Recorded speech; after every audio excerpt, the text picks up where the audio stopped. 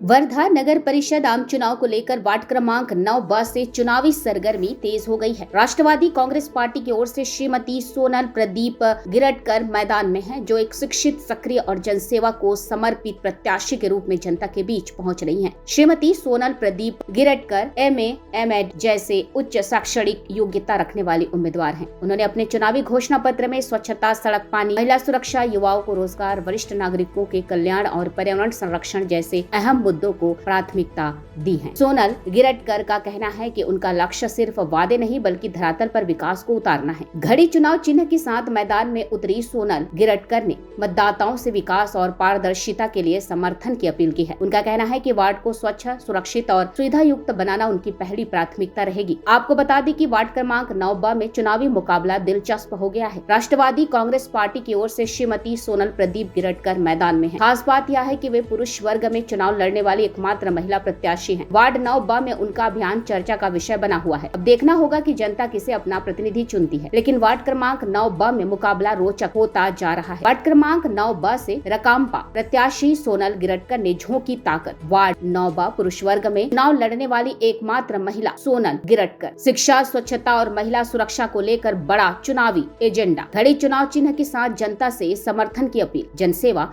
और पारदर्शी प्रशासन का सोनल गिरटकर का वादा। नगर परिषद चुनाव में वार्ड 9 बना हॉट सीट। रकामपा प्रत्याशी सोनल गिरटकर ने तेज किया जनसंपर्क अभियान। नमस्कार, मी सौ सोनल प्रदीप गिरटकर, प्रभाग 9 मधून मी निवडणूक लढत आहे। अजित पवार गट, राष्ट्रवादी काँग्रेस पार्टी। आणि मी ही जी उमेदवारी घेतलेली आहे ही एक सर्वसाधारण मधून घेतलेली आहे आणि त्यामध्ये 2 पुरुष आणि 1 महिला अशी उमेदवारी आहे। आणि एक महिला म्हणून मी ही उमेदवारी घेतलेली आहे, कारण की त्यामध्ये महिला म्हणून जे काही प्रश्न मला भेडसावत होते ते प्रश्न मी नगर परिषद मध्ये नेण्यासाठी म्हणून मी ही उमेदवारी घेतलेली आहे। आणि जे माझं उद्दिष्ट हे होतं की जो आधीचे जे नगरसेवक होऊन गेले त्यांनी काय विकास केला काय नाही याच्याशी मला काही घेणं देणं नाही, पण मी जे प्रश्न बघितलेले आहे लोकांचे ते मला म्हणजे त्याचा मला एक सोल्युशन काढायचं होतं। त्यासाठी म्हणून मला असं वाटलं की आपण एक उमेदवारी स्वीकारावी। म्हणून म्हणजे जे नाल्यांचा प्रॉब्लेम आहे किंवा गट्टूंचा प्रॉब्लेम आहे, कुठे कॅमेरा, म्हणजे मी असं एक ठरवलं होतं की नाही, आपला प्रभाग एक स्वच्छ सुंदर जसे फॉरेनचा एक असते त्याप्रमाणे आपण आपला प्रभाग बनविला पाहिजे। एक मी स्वप्न मनामध्ये ठेवून ही निवडणूक लढवण्यासाठी घेतलेली आहे। आणि आता ही जी निवडणूक आहे ही 2 डिसेंबरला होणार होती, परंतु आपला सर्वांना माहित आहे की भाजप आणि काँग्रेस या 2 पक्षांच्या त्यांच्या वादामुळे जो काही मला किंवा जनतेला जो काही त्रास झाला तो सर्वांना माहित आहे।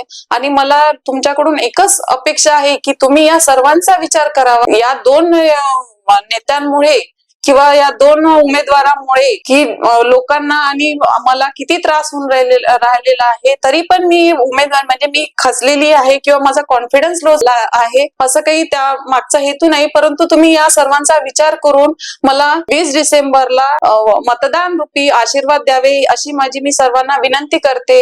आणि नगरसेवक ही एक माझी खुर्ची नसून मला तुमच्या सर्वांच्या विकासासाठी, सर्व लोकांच्या जनतेसाठी, जनतेची ती खुर्ची आहे आणि सर्व आपल्या प्रभागाचा तो विकास होईल आणि विकासाला गती मिळेल यासाठी म्हणून मी प्रयत्न करीन। आणि यासाठी मला तुमचे सर्वांचे मतरूपी आशीर्वाद हवे। मी सर्वांकडून अशी आशा बाळगते की 20 डिसेंबरला जे मतदान आहे त्या मतदानामध्ये घड्याळ समोरील 3 नंबरचे बटन दाबून तुम्ही भरघोस मताने मला विजयी करावे आणि आपली जे विकासाची जी गती आहे ती अशीच चालू राहील अशी मी तुम्हाला हमी देते। आणि ही जी खुर्ची आहे ती माझी नसून सर्व जनतेची राहील अशी मी सर्वांना शाश्वती देते।